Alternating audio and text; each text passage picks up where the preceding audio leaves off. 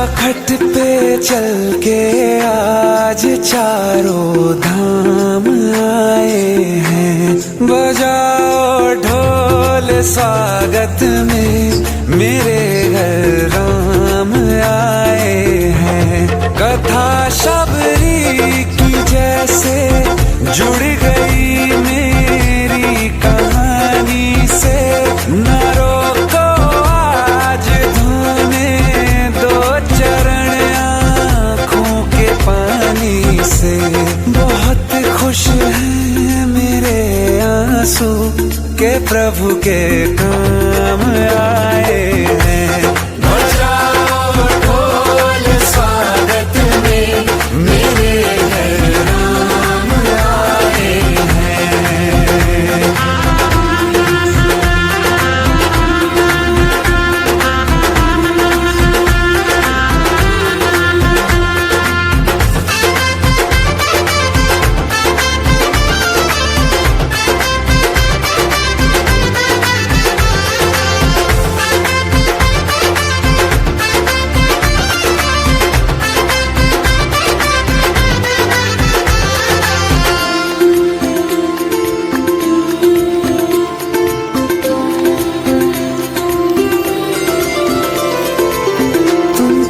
पाके क्या पाया है सृष्टि के कण कण से पूछो।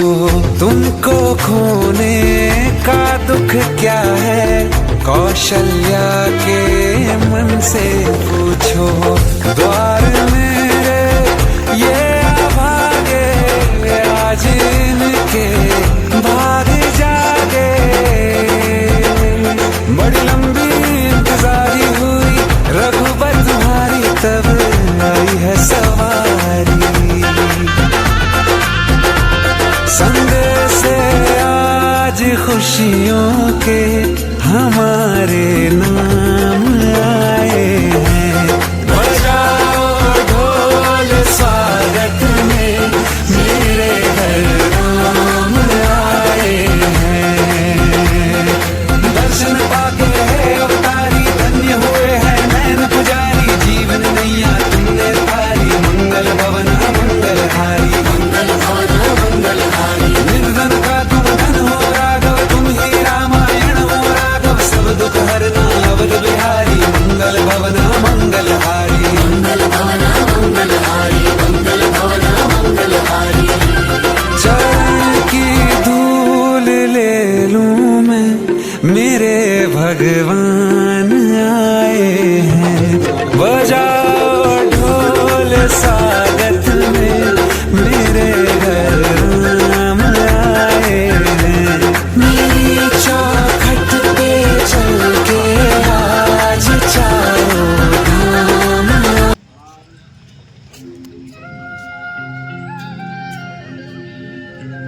सभी लोग नमस्कार की मुद्रा में बैठेंगे। भगवान से प्रार्थना करेंगे।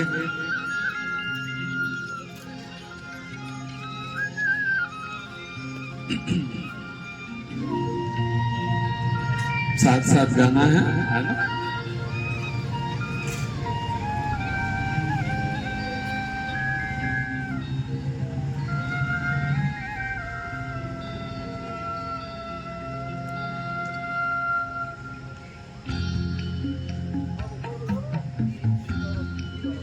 इतनी शक्ति हमें देना दाता।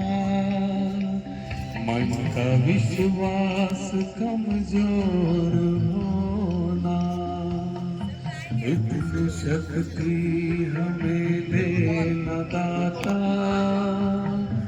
मन का विश्वास कमजोर होना।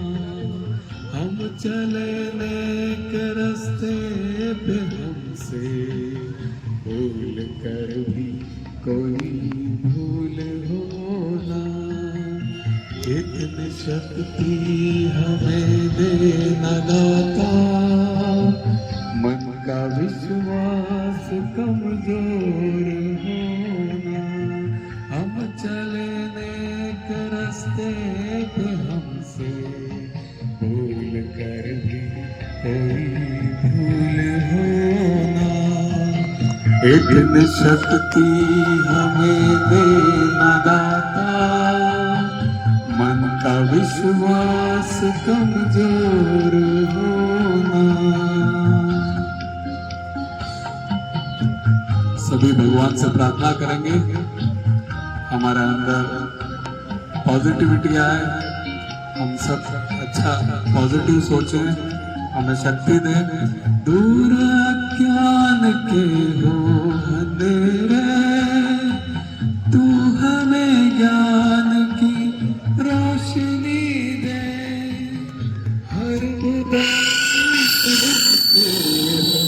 हम जितने भी दे बलि दे, बैर ना हो किसी का किसी से, भावना मन न बदले की होना। हम चले नेक रास्ते पे हमसे भूल कर भी कोई भूल होना। इतनी शक्ति हमें देना दाता, मन का विश्वास कमजोर होना।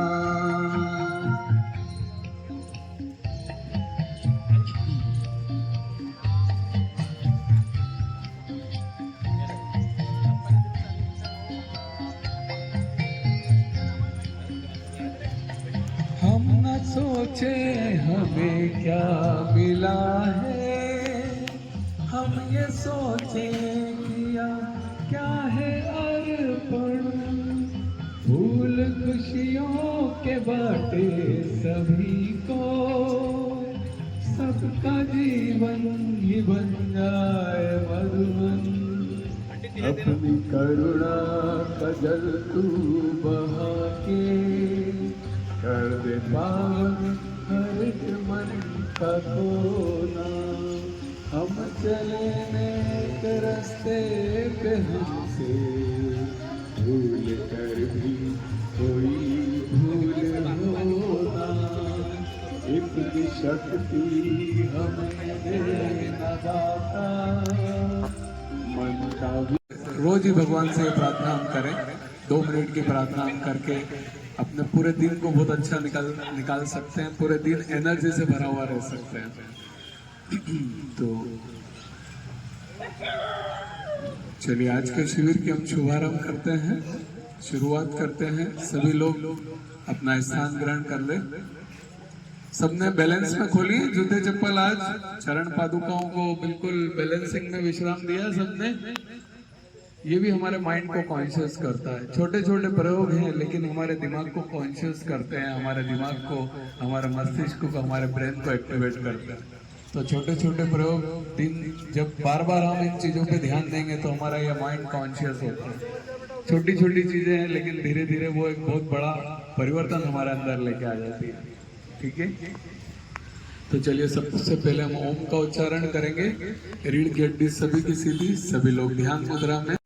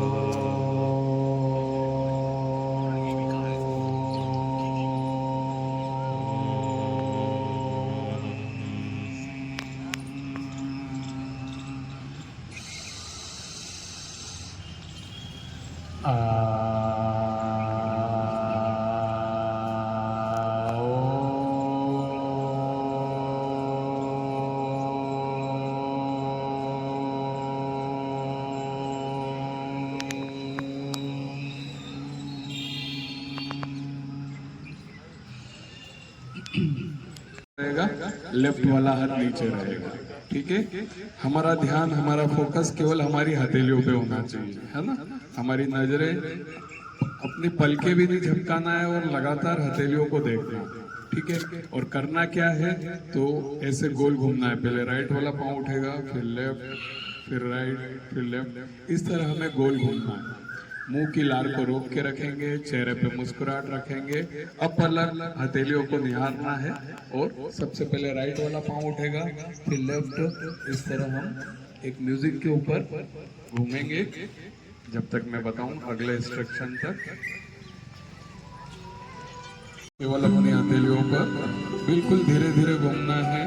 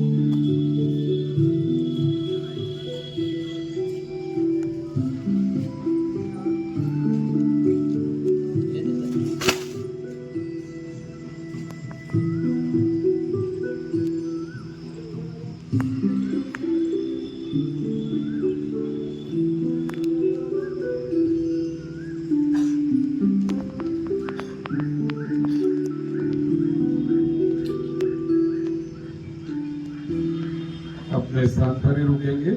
अब लेफ्ट वाला हाथ को ऊपर रखना है और राइट वाला हाथ को नीचे रखना है। अब लेफ्ट दिशा में घूमना है। पहले लेफ्ट वाला पाँव उठेगा, फिर राइट। हमारा ध्यान, हमारा फोकस केवल हमारी हथेलियों पर।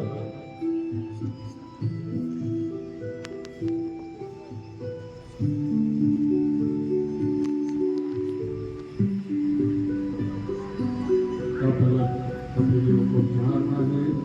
कोशिश करेंगे हमारी आंखें पलके भी न झपके।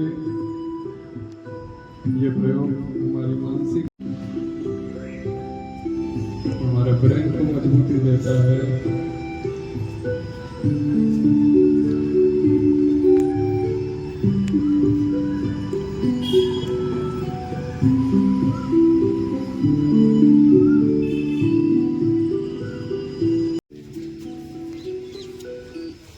सभी लोग अपने स्थान पर आएंगे। दोनों हाथ नमस्कार की मुद्रा में, अंगूठा हृदय से स्पर्श करेगा, उंगलियों के बीच में दूरी रहेगी। आंखें सबकी बंद, आंखों को विश्राम देंगे। जो हमने मुंह में लारी इकट्ठी की उसको अच्छे भाव से ग्रहण करेंगे, उसको नाभि तक पहुंचाएंगे।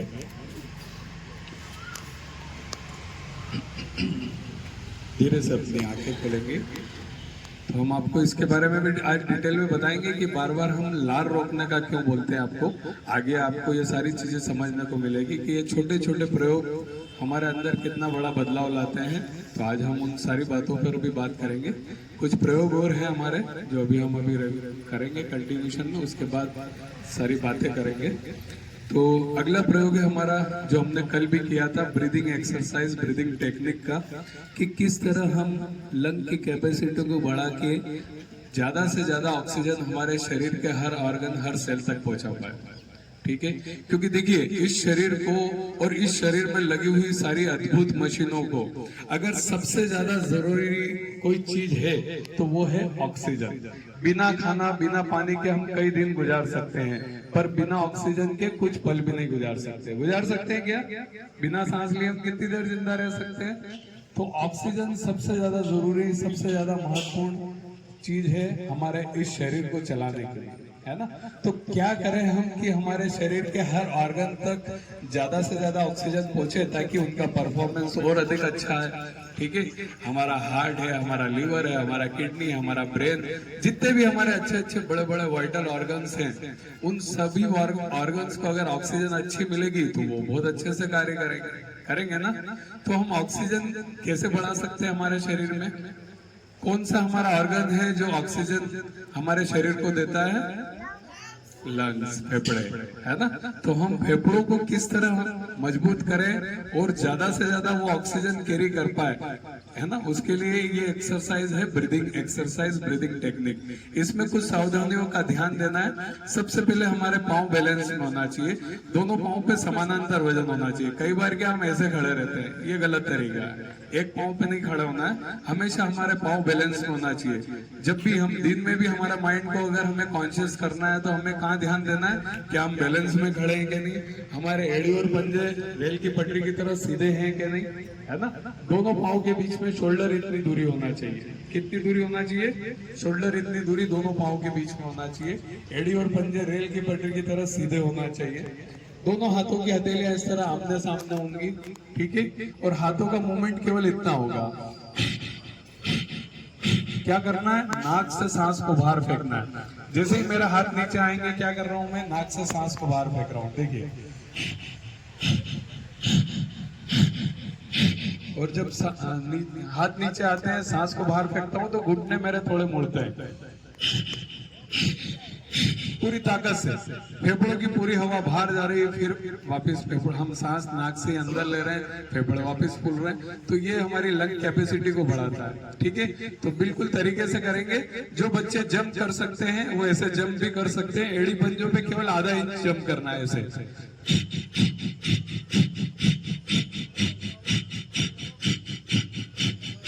ठीक है, तो शुरू करते हैं। भक्ति के साथ साथ हम शक्तियों को जगाएंगे। क्या सभी तैयार हैं? चलिए, तो हम शुरू करते हैं।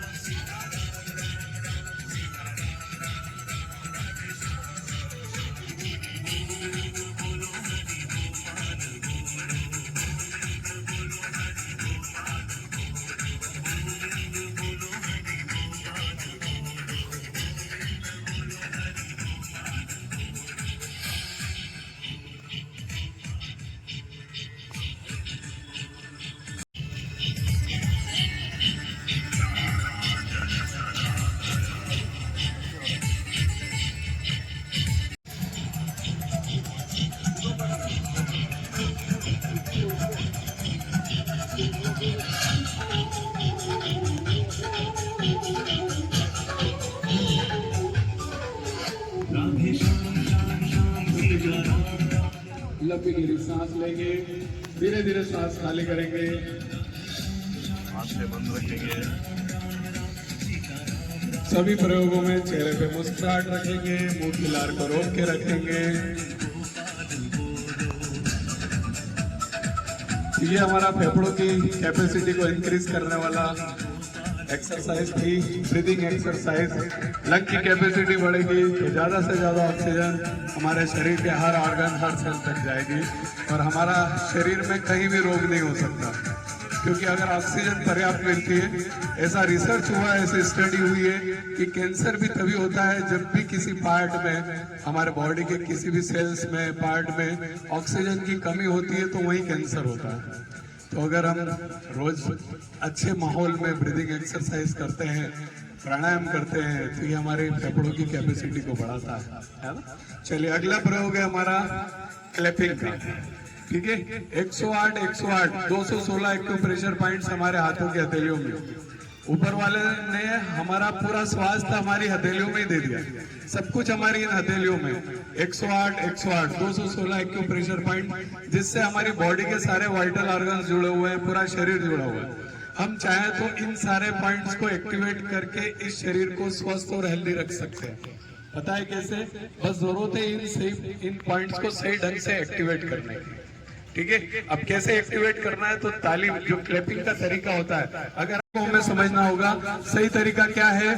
दोनों पाँव के बीच में बैलेंस, ठीक है, दोनों पाँव पे समानांतर वजन, एड़ी और पंजे रेल की पटरी की तरह सीधे, दोनों पाँव के बीच में शोल्डर इतनी दूरी, चेक करें, शोल्डर इतनी दूरी है आपके पाँव के बीच में। जो शोल्डर है और एल्बो है, ये शोल्डर ये एल्बो, इसमें 90 डिग्री का एंगल रहेगा। हाथ ऐसे रहेंगे, हाथ ऐसे या ऐसे नहीं रहेंगे, ऐसे रहेंगे। हाथों की उंगलियों में इस तरह दूरी रहेगी। कैसे रहेगी? देखिए सभी, है ना, क्योंकि आप गलत तरीके से करेंगे तो आपको कोई रिजल्ट नहीं मिलने वाला है। ठीक है, प्रार्थना भी उसी की कबूल होती है जो सही ढंग से प्रार्थना करता है, नहीं तो उसकी प्रार्थना भी कबूल नहीं होती। देखिए, तो जब भी ताली बजेगी तो घुटने थोड़े से मुड़ेंगे, करेक्ट। मुंह की लार को रोक के रखेंगे, चेहरे पे मुस्कुराहट रखेंगे। भक्ति के साथ साथ हम पुनः शक्तियों को जगाएंगे। क्या सभी तैयार हैं? चलिए।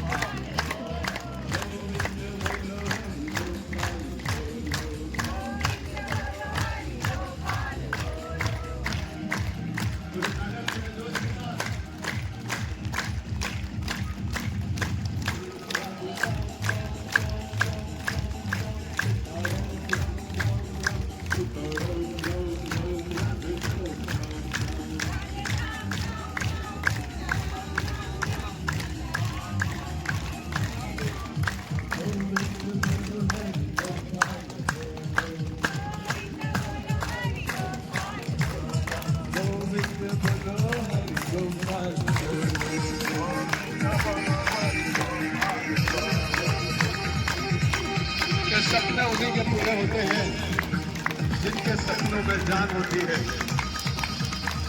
सपनों से कुछ नहीं होता, हौसलों से उड़ान होती है।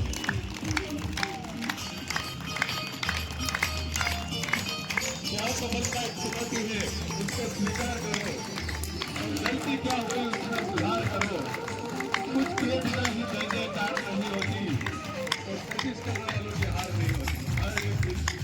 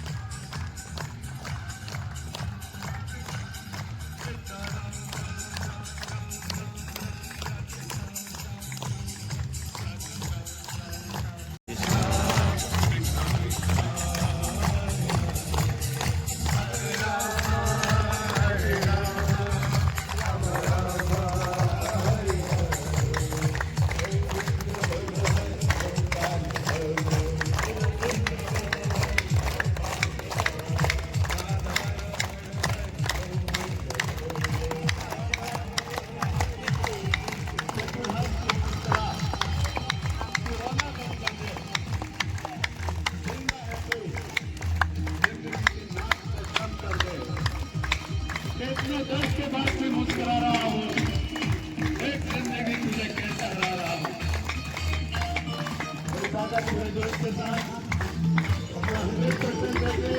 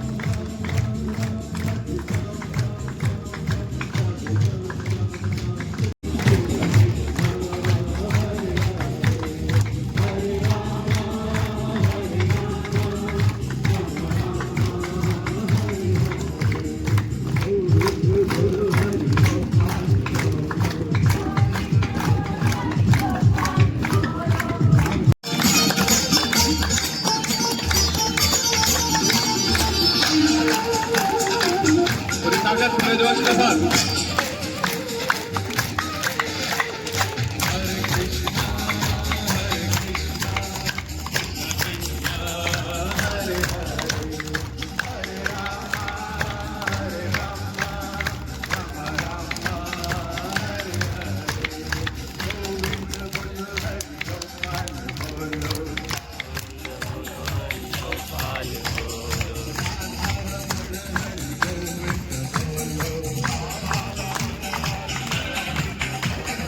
गोविंद बोलो हरि गोपाल बोलो गोविंद बोलो हरि गोपाल बोलो गोविंद बोलो गोपाल बोलो गोविंद बोलो गोपाल बोलो गोविंद बोलो गोपाल बोलो।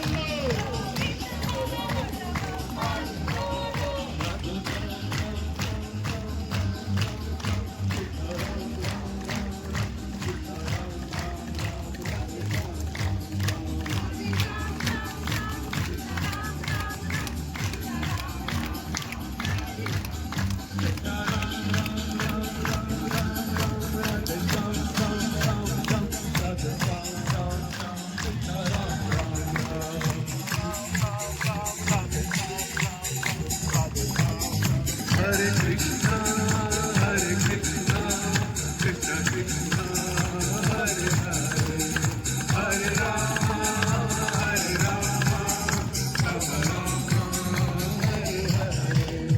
Govinda bolo Hari Gopal bolo, Govinda bolo Hari Gopal bolo, Radha Raman Hari Govinda bolo. हाथों की हथेलियों से निकलती हुई इस ऊर्जा को, तरंगों को, वाइब्रेशंस को, जो कि हमने तालियों के द्वारा पैदा की है, इसको गहराइयों तक महसूस करेंगे। बहुत ताकत, बहुत शक्ति है हमारे भीतर। ईश्वर ने कई अदृश्य शक्तियों के साथ हमें इस पृथ्वी पर भेजा है। जरूरत है इन शक्तियों को जानने की, इनको पहचानने की, इनको जगाने की। हम हमारी छुपी हुई शक्तियों को जानेंगे, इन्हें जगाएंगे। ईश्वर को धन्यवाद देंगे इस सुंदर मानव जीवन के लिए, इस प्रकृति के लिए, आनंद के लिए, उल्लास के लिए। ईश्वर से प्रार्थना करेंगे कि मैं जो डिजर्व करता हूं बस वो मुझे मिले। मैं जो डिजर्व करता हूं बस वो मुझे मिले। जीवन भर हम छोटी मोटी इच्छाओं के पीछे भागते रहते हैं, छोटी मोटी इच्छाओं की पूर्ति के लिए भगवान से प्रार्थना करते रहते हैं, पर जिस दिन भगवान से हम ये मांगने लग जाए कि मैं जो कर सकता हूं बस वो हो जाए, तो देखिए आपके जीवन में चमत्कार होगा, क्योंकि आप भी नहीं जानते कि आप क्या कर सकते हैं, आपके अंदर कितनी ताकत, कितनी शक्तियां हैं। कि ईश्वर का दिया कभी अल्प नहीं होता, जो टूट जाए वो दृढ़ संकल्प नहीं होता। हार को जीत से दूरी रखना, क्योंकि जीत का कोई विकल्प नहीं होता। कि कुछ ऐसा असर मेरी मोहब्बत का हो जाए, मैं आंख बंद करूं और सामने तेरा दीदार हो जाए। कि ईश्वर ने हमें आंखें दी है देखने के लिए, पर वो खुद हमें बंद आंखों से दिखता है। कि ईश्वर तय करते हैं कि हम जीवन में किन परिस्थितियों से गुजरेंगे, पर हम तय करते हैं कि उनमें से कैसे गुजरेंगे। सब कुछ हमारे भीतर है, बाहर कुछ भी नहीं। स्वयं को जानेंगे, स्वयं को पहचानेंगे। कि मुझे नहीं पता पाप और पुण्य क्या होता है। आपके किसी कार्य से अगर किसी को दुख पहुंचे तो वो सबसे बड़ा पाप, और आपके किसी कार्य से किसी के चेहरे पर मुस्कान आए तो वो सबसे बड़ा पुण्य। आप उस ऊर्जा को, तरंगों को, वाइब्रेशंस को लगातार महसूस करेंगे। धीरे धीरे आंखों को नमस्कार के मुद्रा में लाएंगे। अंगूठा हृदय से स्पर्श करेगा, उंगलियों के बीच में दूरी रहेगी। जो हमने मुंह में लार इकट्ठी की उसको अच्छे भाव से ग्रहण करेंगे, उसको नाभि तक पहुंचाएंगे। धीरे से अपनी आंखें खोलेंगे।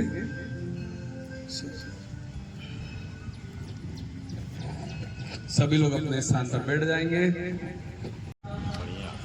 अच्छा, आज कौन बच्चा नया आया जो कल नहीं आया था और आज आया है? हाथ खड़ा करें। 1 2 3 4 5 6 7 8 करीब 8-10 बच्चे नए हैं, है ना? ठीक है, चलिए कल जो बात कि जब हासिल हो जाए वो सब, कि जब हासिल हो जाए वो सब जो चाहते थे तुम जीवन में पाना, और ये जहान गाए तुम्हारी कामयाबी का गाना, उस वक्त अपनी शक्ल आईने को अवश्य दिखाना। और वो व्यक्ति क्या कहता है उस पर ध्यान लगाना। न तुम्हारी माता, न पिता, न पत्नी कोई खास निर्णय दे पाएगी। तुम्हारी अच्छाई और बुराई ये दुनिया भी निर्धारित नहीं कर पाएगी, पर एक बात जो तुम्हारे जीवन को सुंदर बनाएगी वो वही छवि है जो आईने से वापस नजर आएगी। करना है तो उसे खुश कर दो, ये दुनिया खुश हो जाएगी। दुनिया साथ छोड़ भी दे मगर छवि कब्र तक साथ निभाएगी। और जिंदगी के हर क्षेत्र में सफलता तभी मिल पाएगी जब आईने के भीतर की छवि तुम्हारे साथ चल पाएगी। आप भले ही हो शहंशाह और बना डालो ताजमहल 1000, पर एक दिन सब हो जाएंगे जलकर राख अगर उस छवि से न मिला पाए आग। बना दो दुनिया को बेवकूफ और पहनते जाओ प्रशंसाओं की माला, पर जीवन के अंत में निकलेगा दिवाला अगर दिया धोखा उसको जो है दर्पण में रहने वाला, दर्पण में रहने वाला। कल हमने बहुत सारी बातें सीखी थी, है ना? थोड़ा सा मैं आपको जल्दी जल्दी बता देता हूँ। छोटे छोटे प्रयोग हमने सीखे थे। सबसे पहला जो छोटा प्रयोग हमने सीखा था वो था कि हमारी चरण पादुकाओं को बैलेंस में पार्क करना, ठीक है ना? घर पर भी हम अव्यवस्थित पार्क कर देते हैं, चप्पल जूते इधर उधर फेंक देते हैं। ये बैलेंस में पार्क करने का जो साइंटिफिक कारण है वो ये है कि अगर हम जूते चप्पल को व्यवस्थित सही बिल्कुल सीधा रखते हैं तो हमारा माइंड कॉन्शियस होता है, हमारा ब्रेन एक्टिवेट होता है, हमारे ब्रेन में कॉन्शियसनेस बढ़ती है, ठीक है? तो ये प्रयोग करने का ये फायदा है। जब लंबे समय तक हमारा बार बार ध्यान हमारे जूते चप्पलों पे जाएगा कि हमने सीधे किए कि नहीं, तो हमारा ये ब्रेन कॉन्शियस होने लगता है। तो ये छोटे छोटे प्रयोग हैं जो हमारे ब्रेन की कॉन्शियसनेस को बढ़ाते हैं, ठीक है? दूसरी चीज हमने क्या सीखी थी? सुबह जल्दी उठना क्यों जरूरी है, राइट है? सीखा था ना सबने, सुबह जल्दी क्यों उठना चाहिए, उसके अपन ने फायदे समझे थे, क्यों उठना चाहिए और उठ के करें क्या और कैसे उठे, इन सब पे कल हमने बात करी थी। उसके अलावा फिर हमने क्या बात करी थी? उसके बाद हमने बात करी थी रीबर्थ के ऊपर, है ना? अपने नजरिए के पुनर्जन्म के ऊपर, हमारी सोच बदलने के ऊपर। सोच बदलो, नजरिया बदलो, और उसके बाद जीवन में लक्ष्य का होना क्यों जरूरी है उसके ऊपर बात करी थी, है ना? और उन सब के बाद हमने जो आखिरी जिस चीज पर हम पहुंचे थे कि आज कोई भी लक्ष्य हमने बना लिया, जैसे सबसे बड़े लक्ष्य की बात करी थी हमने कि हम अगर इस दुनिया में मनुष्य के रूप में जन्म लेके आए हैं तो हमारा सबसे बड़ा लक्ष्य क्या हो सकता है है ना, हम भगवान बन सकते हैं, है ना, भगवान से भी ऊपर उठ सकते हैं, ये सबसे बड़ा लक्ष्य है। तो इस कोई भी लक्ष्य को पाना है जीवन में, तो सबसे पहले हमारे अवचेतन माइंड को एक्टिवेट करना पड़ेगा, सबकॉन्शियस ब्रेन को एक्टिवेट करना पड़ेगा, है ना। अवचेतन मन के बारे में मैं आपको बताऊं तो कल भी जैसे हमारी थोड़ी सी बात हुई थी, कॉन्शियस माइंड तो जैसे ये जो है अभी मैं बैठा हूं आपको देख रहा हूं, ये मेरा कॉन्शियस माइंड है, लेकिन मैं सो जाऊंगा तो मेरा कॉन्शियस माइंड सो जाएगा। लेकिन जो सबकॉन्शियस माइंड है, अवचेतन मन है, ये मेरा 24 घंटे काम करता है, ठीक है। लेकिन बात करें हम हमारे ब्रेन का मात्र 10% हिस्सा यूज करते हैं। अगर हम हमारे अवचेतन माइंड को, सबकॉन्शियस माइंड को एक्टिवेट कर ले तो इस परसेंटेज को बढ़ा लें तो हम पता नहीं क्या क्या कर सकते हैं। जो हम लक्ष्य निर्धारित करेंगे वो बहुत आसानी से प्राप्त कर सकते हैं, हमारे उद्देश्यों को आसानी से प्राप्त कर सकते हैं, ठीक है। राम जी जैसी शक्तियों को हमारे अंदर जागृत कर सकते हैं। बात है केवल हमें हमारे अवचेतन मस्तिष्क को एक्टिवेट करना, ठीक है। तो ये तो समझ में आ गया कि हमारा जो कुछ है ये मशीन है जो हमें सफल बना सकती है या असफल बना सकती है जीवन में, ठीक है। ये बात समझ में आ गई सबको कि शरीर में अगर कोई मशीन है तो वो है ये, ठीक है, जो हमें ऊपर भी ले जा सकती है और नीचे भी ले जा सकती है। तो हम इसको कैसे एक्टिवेट करें, हमारे अवचेतन मस्तिष्क की शक्तियों को कैसे बढ़ाएं, है ना, हमारे न्यूरॉन्स को कैसे एक्टिवेट करें, तो उसी पर आज हम बात करते हैं, उसी पर आज हम चर्चा करते हैं। तो सबसे पहली अगर कोई चीज है क्या, अगर हमें अवचेतन मस्तिष्क को या इस शरीर को, शरीर कैसे हमारा व्यवस्थित चले, शरीर कैसे स्वस्थ रहे, ये सब चीजें भी समझना है, तो इन सब के पहले हमें हमारी प्राण शक्ति को समझना होगा, ठीक है। अब प्राण शक्ति क्या होती है सब लोग पूछेंगे, है ना, जानते हैं कोई कि प्राण शक्ति क्या होती है? एक ऐसा पावर जो दिखाई तो नहीं देता है लेकिन हमारे शरीर को चला रहा है। जैसे आज मैं जिंदा बैठा हूँ, मेरे अंदर एक वो पावर है जिसको हम आत्मा भी कहते हैं, जिसको विल पावर भी कहते हैं, कोई उसको इम्यूनिटी भी कहता है, अलग अलग उसके नाम है। लेकिन एक प्राण शक्ति हमारे शरीर के अंदर है जो हमारे शरीर को संचालित करती है, ठीक है। अब आपको जान के आश्चर्य होगा कि प्राण शक्ति कैसे काम करती है। पता है आपको, प्राण शक्ति हमारे शरीर में एक समय में एक ही काम करती है। अगर हमने खाना खाया है तो प्राण शक्ति खाना खाने को जो खाना खाया उसको पचाने में लग जाएगी, ठीक है। और अगर हमने पेट में हमारा कुछ नहीं है तो वो प्राण शक्ति उस समय तब क्या करेगी, हमारे शरीर में जो भी टूट फूट होती है ना, जो भी मेंटेनेंस का कार्य होता है, जैसे मोबाइल में होता है कि नहीं, हम रात को इंस्टॉल ओवरनाइट के ऑप्शन को क्लिक करते हैं तो रात भर हमारा मोबाइल क्या होता है, सॉफ्टवेयर अपडेट होता है। उसी तरह हमारे बॉडी के अंदर रोज मेंटेनेंस का कार्य चलता है, राइट है। लेकिन अगर हम हमारी प्राण शक्ति को फ्री नहीं रखेंगे तो वो मेंटेनेंस का कार्य हो ही नहीं पाता है और हमारे शरीर बीमार होने लगता है। अब वो प्राण शक्ति फ्री क्यों नहीं हो पाती, उसके पीछे जो बहुत बड़ा कारण है वो हम खुद हैं। हम खुद कैसे हैं, हम दिन भर कुछ न कुछ खाते रहते हैं, कभी क्या खाया कभी क्या खाया, जिसने प्रसाद दी तो फट से खा ली, है ना। तो क्या होता है, जैसे हम ये लार भी, छोटी सी बात है, हम लार भी अगर उतारेंगे तो प्राण शक्ति को पेट की तरफ आना पड़ता है, वहां उसका ध्यान चला जाता है। इसलिए हम कहते हैं कि लार भी रोक के रखो, क्योंकि हमारा पेट बिल्कुल खाली रहना चाहिए ताकि हमारी प्राण शक्ति हमारे शरीर के दूसरे हिस्से को विकसित करने का कार्य कर सके। तो इस प्राण शक्ति को समझना होगा, तो इसके लिए हमें यह बात का ध्यान देना होगा कि हमारा प्राण शक्ति हमारा मेंटेनेंस कर सके। पता है ईश्वर ने हमें इस पृथ्वी पर भेजा है तो हीलिंग सिस्टम तो अंदर डाल के भेजा था, उसने थोड़ी दवाइयां बनाई थी कि ये पैरासीटामोल है, क्या भगवान ने बनाई क्या दवाइयां? दवाइयां तो इंसानों का आविष्कार है, भगवान ने तो सेल्फ हीलिंग सिस्टम बॉडी के अंदर ही अटैच करके डाला, ठीक है। हर व्यक्ति के अंदर सेल्फ हीलिंग सिस्टम है, वो खुद ही अपनी बीमारियों को ठीक कर सकता है। हर शरीर के अंदर वो ताकत है कि अपनी बीमारियों को वो खुद ही ठीक कर सके। लेकिन हमारा खान पान, हमारी जीवन शैली ने इस चीज को बिगाड़ दिया, इस प्राण शक्ति को डिस्टर्ब कर दिया, उसको वो कार्य करने का मौका ही नहीं देते। अगर हम सूर्यास्त के बाद कुछ नहीं खाएं और मान लेते कि हमने 6 बजे हल्का फुल्का भोजन कर लिया, 3-4 घंटे में हमारा भोजन बहुत कुछ पच जाएगा। रात की 11 बजे तक जाते जाते 5-6 घंटे में हमारा पूरा भोजन पच जाएगा।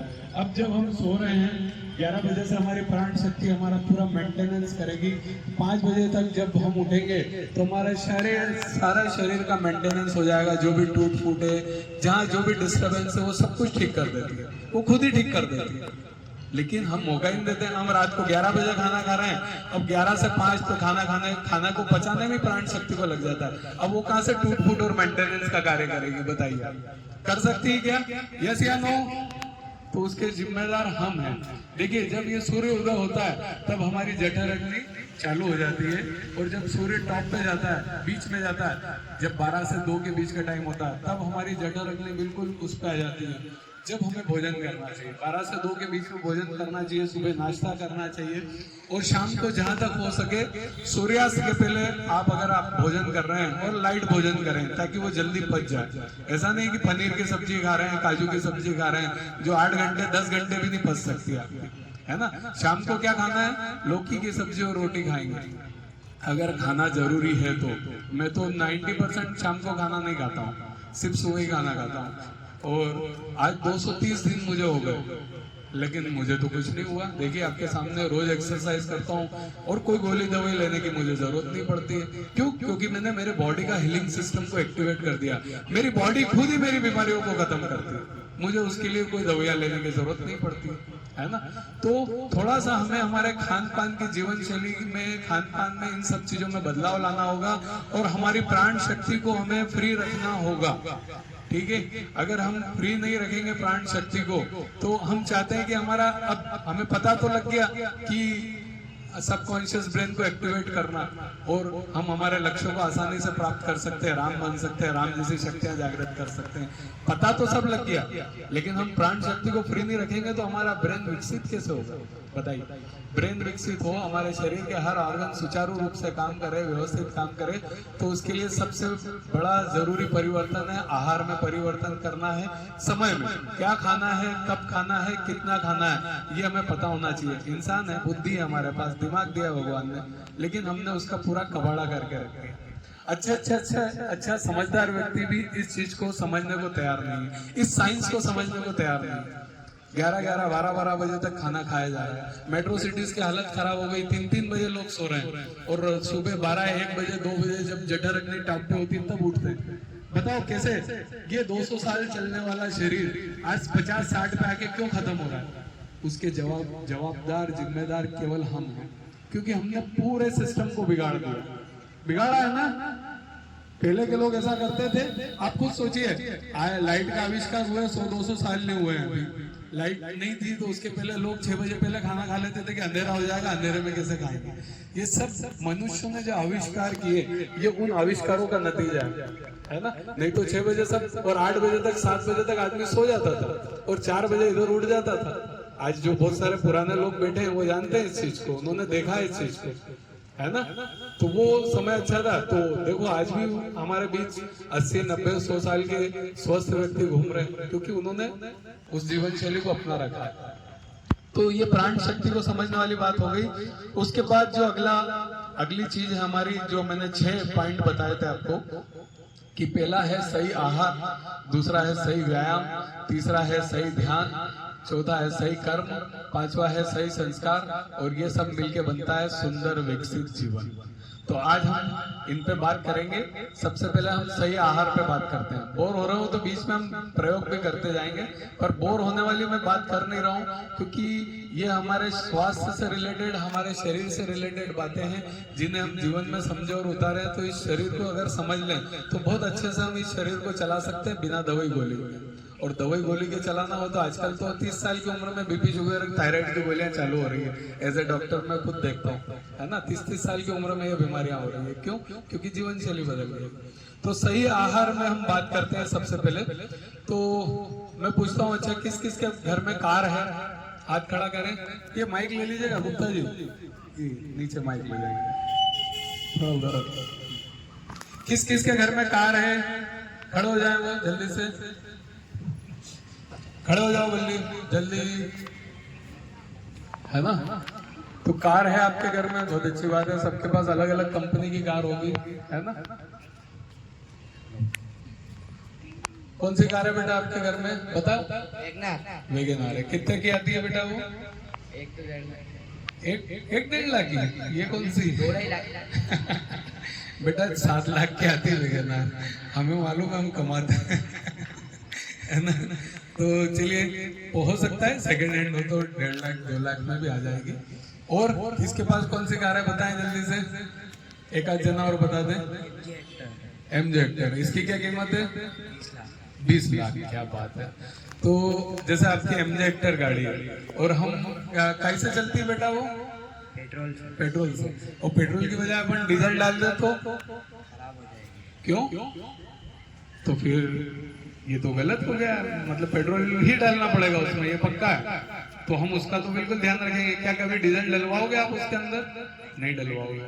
भले कुछ भी हो जाए, आपके रास्ते में कहीं कार बंद भी हो जाए तो भी आप कहीं से पेट्रोल मंगवा के डलाओगे कि डीजल डलवा लोगे? मंगवा के डलाओ। क्यों? क्योंकि हमारी 20 लाख की क्या खराब हो जाएगी? कार खराब हो जाएगी, है ना। तो हमें 20 लाख की उस कार की चिंता है, पर ये शरीर कितने का हमारा? कल मैंने इसकी कीमत बताई थी, कितनी कीमत है? हेलो, कल कीमत बताई थी शरीर की मैंने, कितनी? 36,000 करोड़। ठीक है, अगर इंटरनेशनल मार्केट में हमारी बॉडी के मूल्य की बात करें तो 36,000 करोड़ हमारी कीमत है। मैं भी खड़ा हो जाता हूँ क्योंकि इतनी कीमत है ना। तो जब आप सोचो कि 20 लाख की गाड़ी में या 2 लाख की गाड़ी में हम पेट्रोल की गाड़ी है तो पेट्रोल डालना ही पसंद करते हैं, है ना। पर इस 36,000 करोड़ के शरीर में क्या डालना है, कभी हमने सोचने का प्रयास किया क्या? हेलो, जो मिलता है डाल लेते हैं ना। आज किसी की शादी में गए, वहां पर 80 आइटम बनी है तो हम कोशिश करते हैं कि कैसे 80 एडजस्ट करें, भले वो एडजस्ट होता नहीं हो, पर एडजस्ट तो करेंगे, है ना। हम ये नहीं सोचते कि हमारे स्वास्थ्य के लिए वो सही है या नहीं है। क्या सोचते हैं? नहीं सोचते हैं ना। क्यों? क्योंकि हमें हमारा शरीर की हमें कीमत ही नहीं मालूम। हम हमारे शरीर, हमारे स्वास्थ्य की कीमत ही नहीं जानते। गोलियां खाना पसंद करेंगे लेकिन डालेंगे तो सब, जो कचरा मिलेगा वो डालेंगे, है ना। तो सबसे पहले बैठ जाइए अपने स्थान पे, बहुत अच्छी बात है। तो सबसे पहली बात हमें अब यही सीखना है कि जब हम 20 लाख 2 लाख की गाड़ी की केयर करना जानते हैं, उसमें गलत चीज नहीं डालते हैं, तो कभी जब हम रोज इतना मोबाइल चलाते हैं तो कभी हमने ये जानने का प्रयास क्यों नहीं किया कि इस शरीर के लिए, इस बॉडी के लिए क्या अच्छा है? क्या कभी प्रयास किया? किसी ने गूगल पे डाला कि मेरे शरीर के लिए क्या अच्छा है, कि मैं क्या खाऊं जिससे मेरा शरीर सुंदर स्वस्थ बने? किसी ने डाला? मेरा मस्तिष्क एक्टिवेट हो, ऐसी कौन सी चीजें हैं? नहीं डाला, क्योंकि ऐसी चीजों पे हमारा ध्यान कभी गया ही नहीं। तो हम वही चीज सीखने का आज प्रयास करेंगे कि क्या एग्जैक्ट फ्यूल है, क्या एग्जैक्ट आहार है हमारा, जिससे हम इस शरीर को हेल्दी बना सके, स्वस्थ बना सके, हमारे अनकॉन्शियस ब्रेन को, हमारे सबकॉन्शियस ब्रेन को एक्टिवेट कर सके। तो चलिए सबसे पहले बात करते हैं खाने में क्या क्या खाना चाहिए, है ना। करें बात इस पे? अच्छा लग रहा है सुनने में? कोई प्रॉब्लम तो नहीं आ रही किसी को, है ना। चलिए पहले एक चुटकुला सुनाता हूँ, थोड़ा आपको आनंद आ जाएगा। कल अपन ने पॉजिटिविटी की बात करी थी, तो एक बहुत बड़ा पॉजिटिव इंसान था मुल्ला नसरुद्दीन, है ना। नाम सुना होगा, उसके बहुत सारे किस्से पॉपुलर है, मुल्ला नसरुद्दीन। तो क्या हुआ, एक बार मुल्ला नसरुद्दीन के घर में आग लग गई, सब पूरा मकान जलकर स्वाहा हो गया उसका।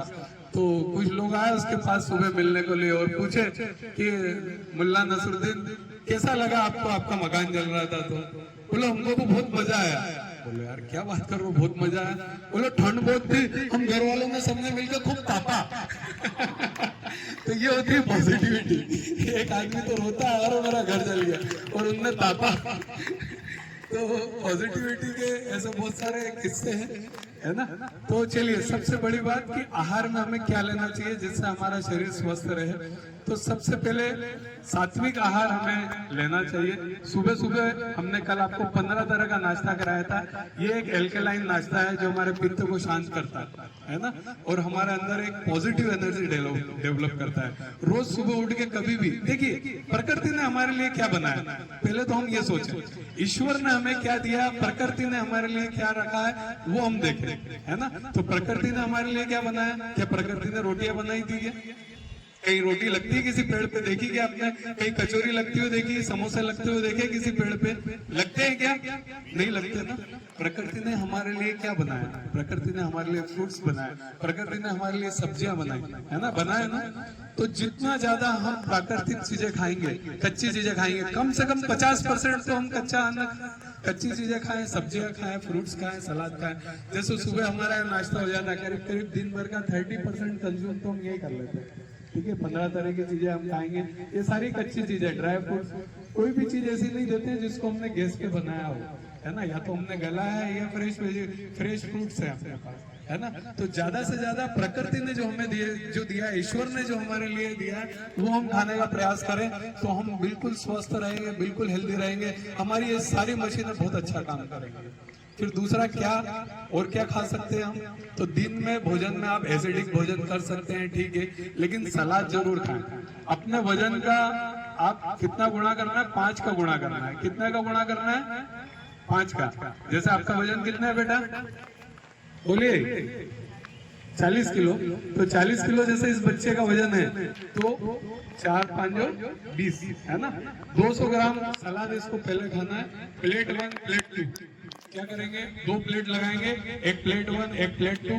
प्लेट 1 में 200 ग्राम सलाद होगा, जिसमें ककड़ी हो सकती है, टमाटर हो सकता है, मूली हो सकती है ना, इस तरह की कोई भी चीजें हो सकती है, सलाद वाली चीजें हो सकती है, तो वो खाएंगे। उसके बाद प्लेट 2 में हमारा खाना होगा, जिसमें रोटी, दाल, चावल, सब्जियां, ये सब कुछ होगी।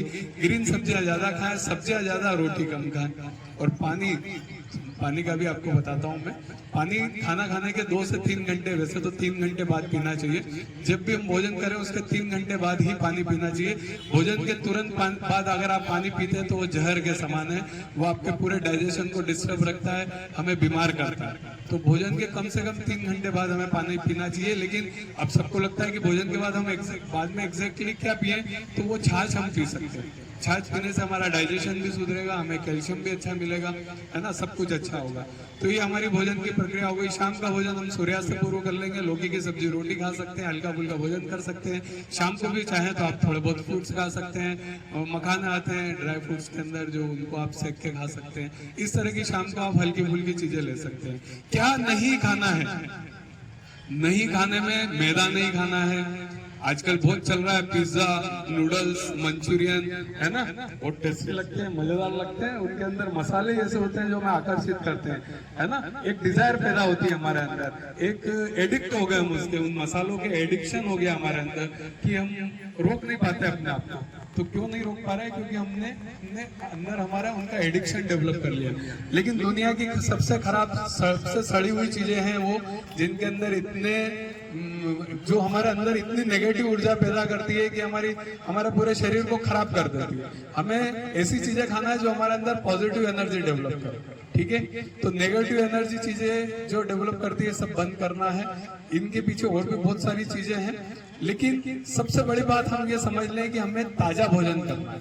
कौन सा भोजन करना है, ताजा। अब ताजे की क्या परिभाषा होती है, 8 घंटे से ज्यादा बासी भोजन नहीं करना। वो कहते हैं ना कि जैसा अन्न वैसा मन, और जैसा मन वैसा तन। हम जैसा खाते हैं वैसे ही विचार हमारे दिमाग में आते हैं, ठीक है। तो अच्छा खाएंगे तो अच्छे विचार आएंगे, है ना। तो बासी भोजन नहीं करना है, इससे ही आपको सारी चीज क्लियर हो जाएगी। ऑटोमेटिक आप पाव खाना छोड़ देंगे, ब्रेड बर्गर सब खाना छोड़ देंगे। क्यों, क्योंकि हमें बासी तो खाना नहीं। टमाटो सॉस भी खाना है तो ताजा बना के खाओ आप घर में। आज खाना है तो आज बनाओ और खा लो, ठीक है। हर चीज ताजी बन सकती है। प्रिजर्वेटिव वाली चीजें नहीं खाना है, रखी हुई चीजें नहीं खाना है। 8 घंटे से बासी भोजन नहीं करना है। बस इस बारे में आप सब समझ जाएंगे कि अब आपको क्या खाना और क्या नहीं खाना है। समझ में आई बात, आ रही मेरी बात को समझ में।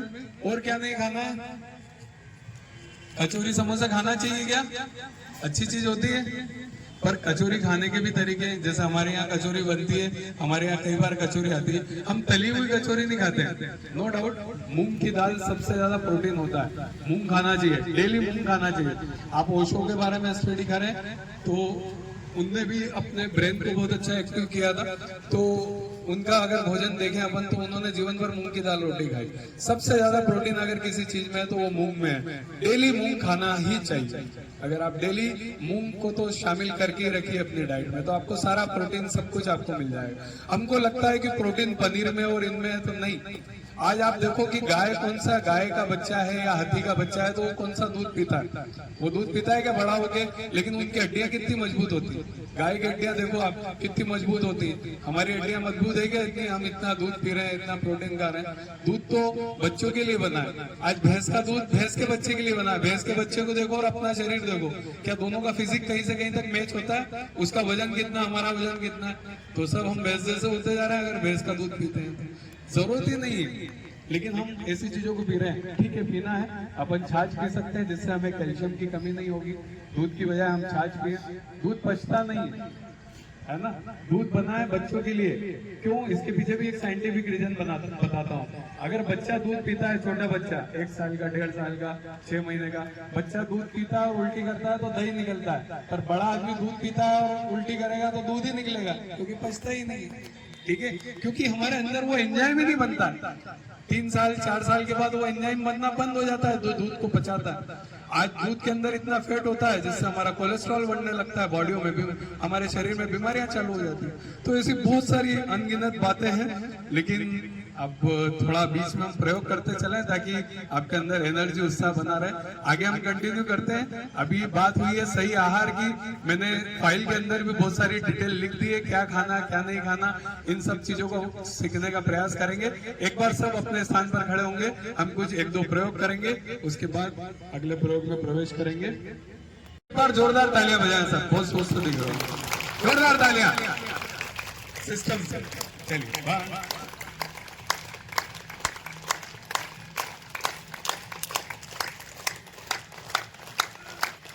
जोर से।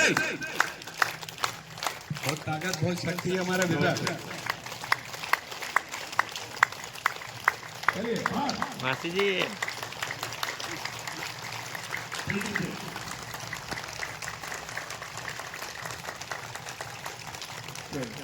अब एक प्रयोग हम करते हैं। इस प्रयोग का नाम है हड़ आसन। ये हमारी हड्डियों को मजबूत बनाता है। ठीक है, तो कौन कौन है जो शेर की तरह दहाड़ सकता है? दहाड़ना आता है शेर की तरह? जीतन जी स्टेज पर ही है। तो देखिए, इस हड़ आसन में क्या करना है? हड़ आसन मीन्स बोन स्ट्रेंथनिंग। ये हमारी पोजीशन रहेगी, घुटने थोड़े मुड़ेंगे और हाथों को ऐसे कांटेक्ट करना है, पूरी बॉडी को कांटेक्ट करना है, दांतों को बीच के रखना है और शेर की तरह दहाड़ना है। ठीक है, आया समझ में? रीढ़ की हड्डी एकदम सीधी रहना चाहिए, ऐसे नहीं करना है, ये ऐसे नहीं करना है, बिल्कुल ऐसे। स्टार्ट।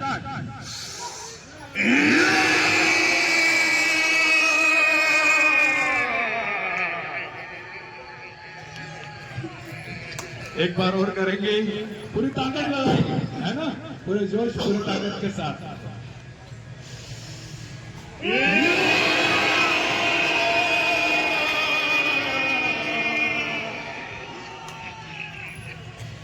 कुछ बच्चे दम नहीं लगा रहे, जो लगे थोड़ा, है ना, बिल्कुल शेर की तरह दहाड़ना है ना। एक बार और करते हैं, लंबी गहरी सांस। स्टार्ट।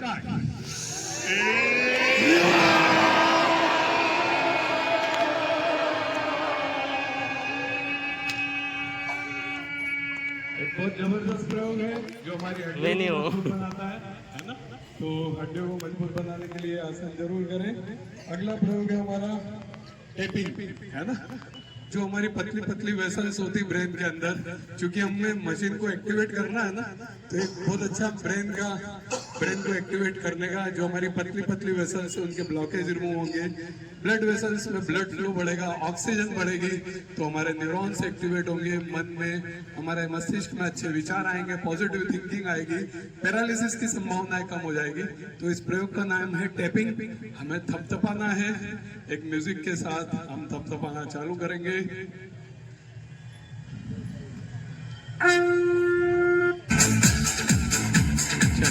देखिए, आगे वैसे घुटनों से दर्द देंगे और सबके बैलेंस में होना चाहिए।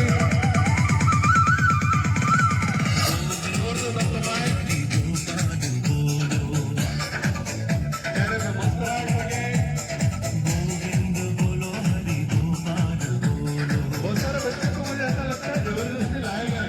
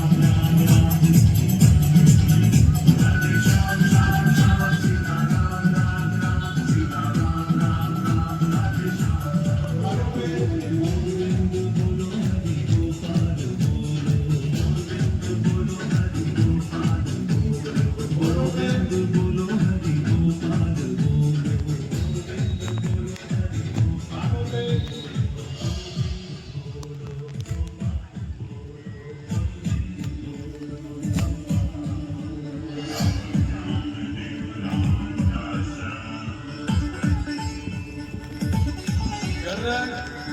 यहाँ हमारी पैरोडी डांट होती है जो ब्रेन को ब्लड लेके जाती है। इसमें कई बार इसको ब्लॉकेज आ जाते हैं जिससे ब्रेन को प्रॉपर ब्लड नहीं मिल पाता है, और जब ब्लड नहीं मिलता है तो ऑक्सीजन भी कम होती है। जब देख दिला ऐसे ही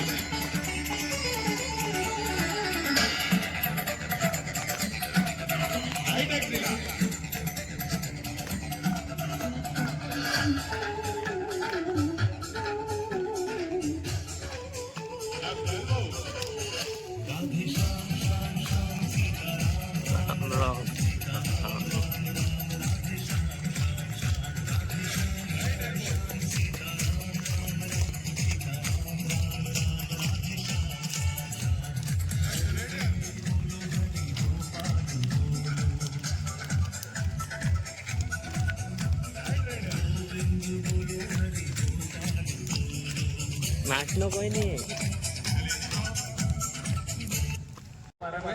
कब खाना है, कितना खाना है ना, ये क्लियर हो गई पिक्चर। सलाद हमेशा प्लेट 1 प्लेट 2 खाने के पहले हमें हमारे शरीर का 5 का गुणा करके सलाद खाना, उसके बाद खाना खाना है।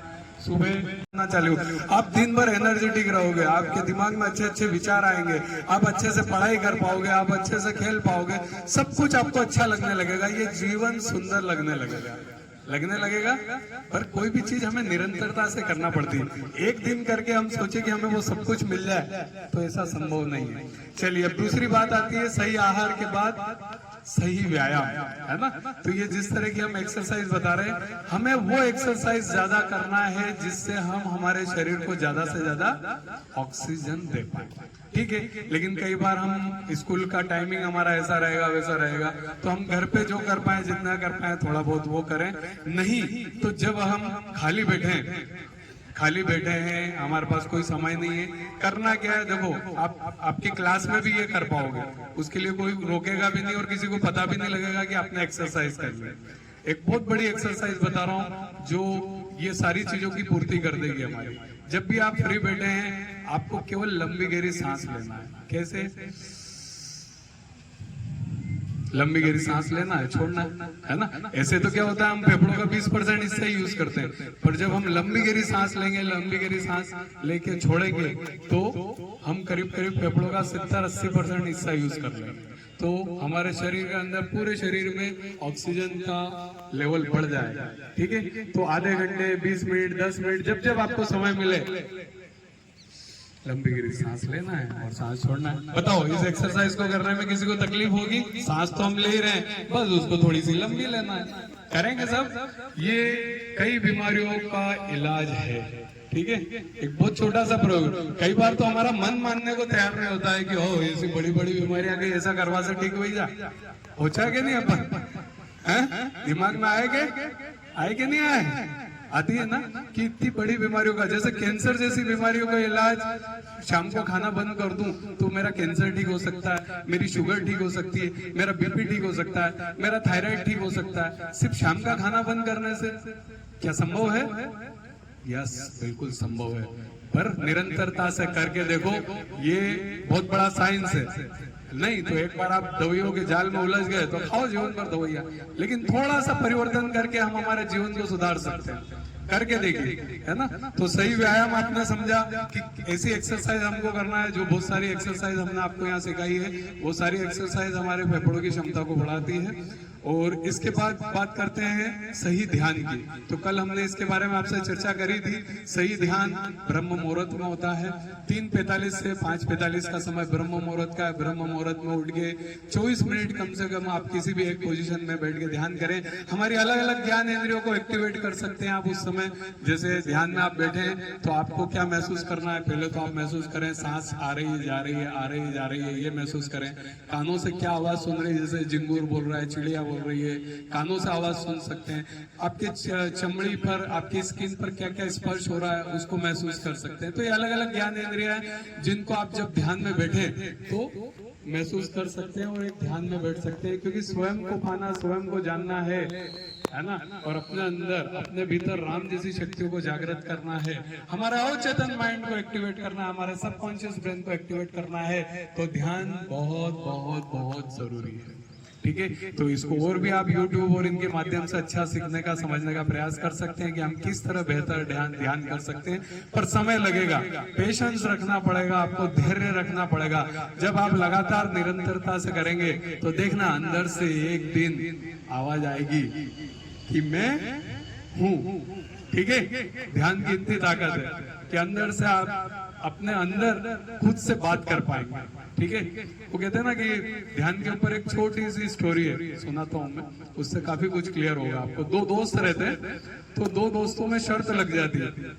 ये शर्त लगती है कि आप तो अपने आप को 1 साल के लिए कमरे में बंद कर ले, तेरे को न तो वहां मोबाइल मिलेगा, न टीवी मिलेगी, कुछ भी नहीं मिलेगा, कमरा पूरा बंद रहेगा, सिर्फ कुछ बुक्स रहेंगे तेरे पास, वो बुक्स के अलावा तेरे पास और कोई साधन नहीं होगा। तेरे को कमरे में रोज खाना दे देंगे। 10 लाख रुपए की शर्त, अगर तू 1 साल तक अपने आप को उस कमरे में अकेला बंद कर ले। शर्त लग जाती है, वो सामने वाला दोस्त तैयार हो जाता है कि चल मैं करके दिखाऊंगा। ठीक है साहब, उसको कमरे में बंद कर दिया जाता है। बात होती है कि कभी कोई तकलीफ आए, कोई भी दिक्कत आए तो तू घंटी बजा देना, हम दरवाजा खोल देंगे और शर्त खत्म कर देंगे। ठीक है साहब, अब शर्त चालू हो जाती है, उसको कमरे में बंद कर दिया जाता है। कुछ जो किताबें होती है, 1-2 दिन तो किताबें पढ़ता है, इधर बैठता है उधर बैठता है, लेकिन दिमाग उसका धीरे धीरे कुंठित होता चला जाता है। 3-4 दिन जैसे तैसे निकलते हैं, क्या करो क्या नहीं। 5-7 दिन बाद उसकी हालत और खराब होने लगती है, अकेले बोर हो जाता है, दीवारों पे हाथ पैर मारने लगता है, पता नहीं क्या क्या करने लगता है, उसे समझ में नहीं आता क्या करूं, कैसे समय पास। बस उसको खाना टाइम टू टाइम मिल रहा था, इसके अलावा वो कुछ भी नहीं था। बड़ा मुश्किल से उसके 7-8 दिन निकलते हैं। थक हार के वो अपने आप को मारने लगता है, इधर उधर ये करने लगता है, बिस्तर पे इधर गिरता उधर गिरता, कुछ भी करके, और एक बार थक हार के वो बैठ जाता है। और बैठ जाता है, आंखें बंद करके बैठ जाता है, और बैठ के जब गहरे ध्यान में जाता है तो उसे पता लगता है कि उसके अंदर कोई है जो उससे बात करना चाहता है। वो गहरे ध्यान में जाता है और उस ध्यान की शक्ति को महसूस करता है, ईश्वर से धीरे धीरे अपनी निकटता बढ़ाता है, और देखते देखते उसका 1 साल कब बीत जाता है पता ही नहीं चलता। तो ये ध्यान की ताकत है। इधर जो उसका दोस्त होता है, 1 साल पूरा आने लगता है तो उसे लगता है कि अरे अब इसे 10 लाख देना पड़ेंगे, और उसको एक बहुत बड़ा बिजनेस लॉस हो जाता है। तो वो सोचता है इसको तो शर्त पूरी होते से ही गोली मार दूं तो शर्त भी खत्म हो जाएगी मेरी और पैसे भी बच जाएंगे। वो बंदूक लेके पहुंचता है आखिरी दिन कि इसको गोली मार के आज खत्म करूं किस्सा। तो देखता है कि वो व्यक्ति पहले से ही वहां से कमरा खाली करके जा चुका होता है, और एक पर्ची वहां छोड़ के जाता है कि मैं अपने आप से 1 दिन बचा था, मैं चाहता तो 1 दिन और रुक के शर्त पूरी कर सकता था, पर मैं अपने आप से ये शर्त खत्म कर रहा हूँ, क्योंकि मुझे पैसों में कोई इंटरेस्ट नहीं है, पैसा तुझसे पैसे लेने में कोई इंटरेस्ट नहीं, क्योंकि मैंने ध्यान की शक्ति को महसूस किया, मैंने परमात्मा से अपनी निकटता को महसूस किया। तो ये ध्यान की शक्ति होती है। तो मैं ये नहीं कहता कि हम भी अपने आप को कमरे में बंद कर लें और दिन रात प्रभु का ध्यान करें या स्मरण करें, लेकिन 24 घंटे में जितना समय हमें मिल सके, 2 मिनट, 5 मिनट, 10 मिनट, 20 मिनट, हमें ध्यान जरूर करना चाहिए। धीरे धीरे हम अपनी ईश्वर से निकटता बढ़ा सकते हैं। तो ये ध्यान की ताकत, ध्यान की शक्ति होती है। अगली चीज है हमारी, ध्यान के बाद क्या है? सही कर्म। ठीक है, तो सही कर्म के पहले अपन एक एक्सरसाइज और करते हैं। मुझे लग रहा है फिर सुस्ती आ रही क्या कि सही कर्म कंप्लीट कर लें। चलिए एक बहुत अच्छा भजन के ऊपर एरोबिक्स करते हैं। देखो भजन के ऊपर भी कितनी अच्छी एक्सरसाइज होती है। ये एक्सरसाइज को मैंने तैयार किया, मैंने डिजाइन किया। मैं 20 मिनट इसके ऊपर एक्सरसाइज करता हूँ, आपको 3 मिनट कराएंगे, लेकिन ये 20 मिनट कंटिन्यूटी से मैं इस पे करता हूँ। सारे शरीर की आपकी शुद्धिकरण कर देगी एक्सरसाइज। चलो सभी लोग अपने स्थान पर खड़े हो।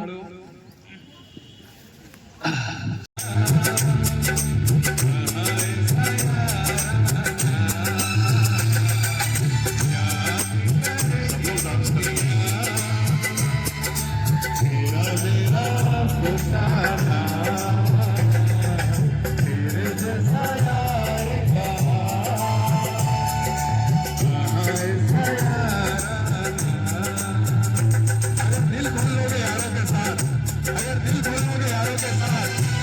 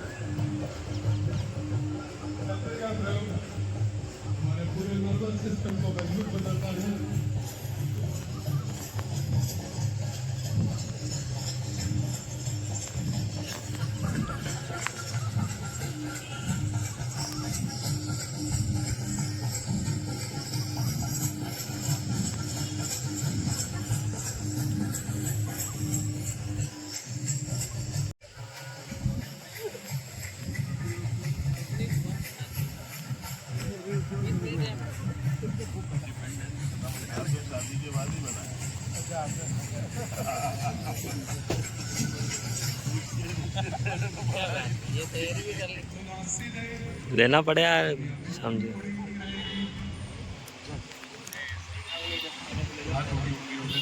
पहले सामने मेहनत कर रहे हैं। हाँ लगना चाहिए यार।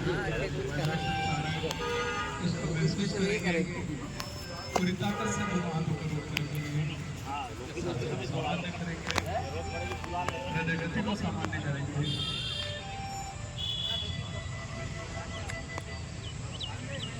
लेकिन कितना तेजी से लग रहा है,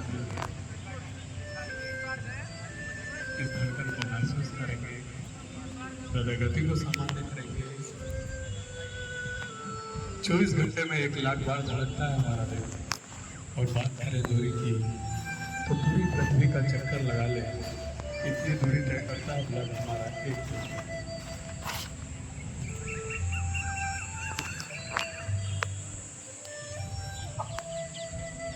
हमारा शरीर रक्त भी बनाता है।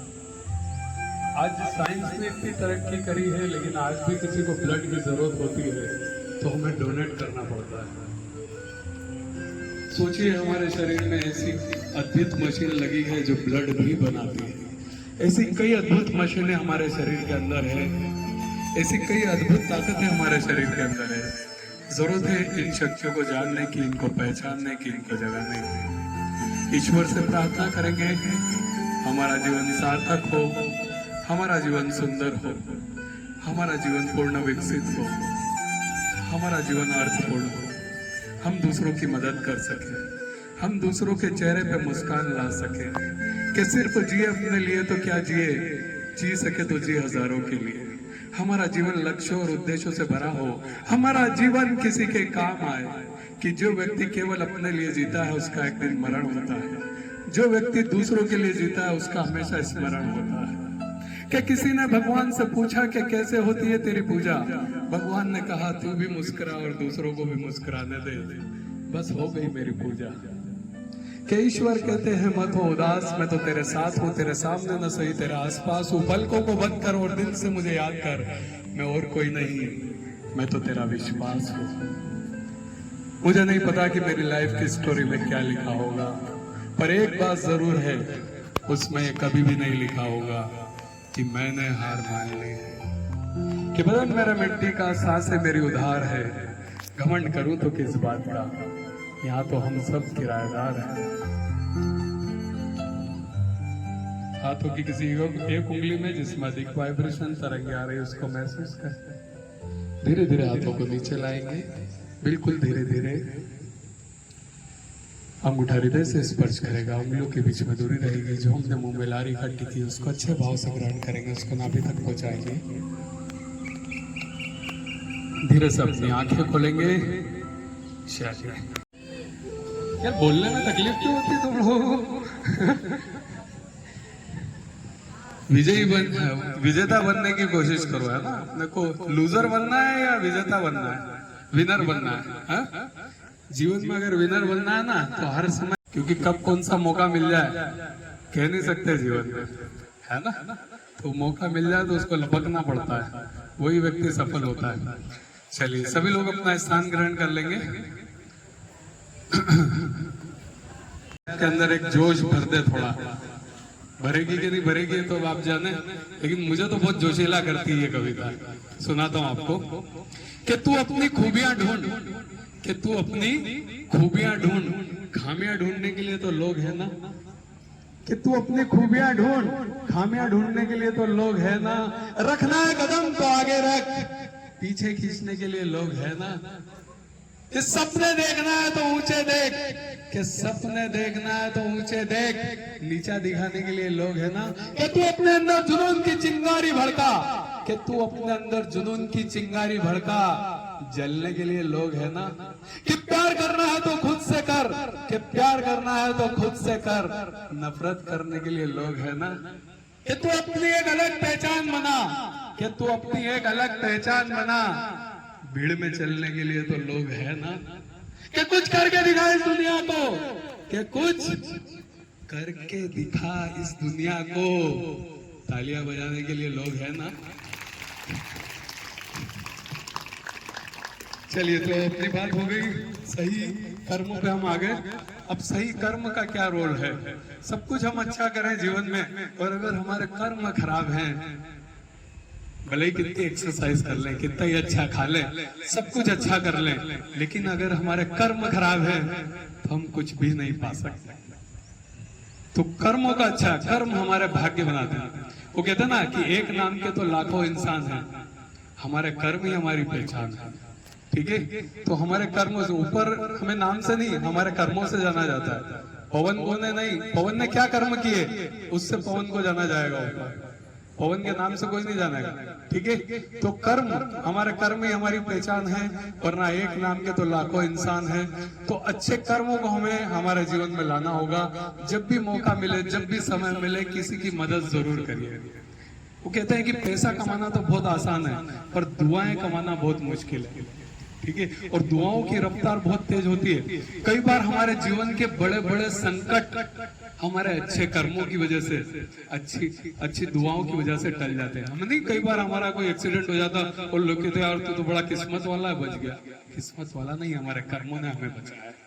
तो जीवन में अच्छे कर्मों का होना बहुत जरूरी है। हम जब नीचे जमीन धरती पे पैदा होते हैं, धरती पे आते हैं, तो हम सब कुछ कोरा लेके आते हैं, हमारा कोई भाग्य नहीं होता है। हमारा भाग्य हम खुद बनाते हैं अच्छे कर्मों के जरिए। तो किस तरह हम अच्छे कर्म पाए, एक छोटी सी स्टोरी मैं आपको सुनाऊंगा, जिससे आपको क्लियर होगा कि जीवन में अच्छे कर्मों का होना क्यों जरूरी है। क्या सभी सुनने को तैयार है? यस या नो से?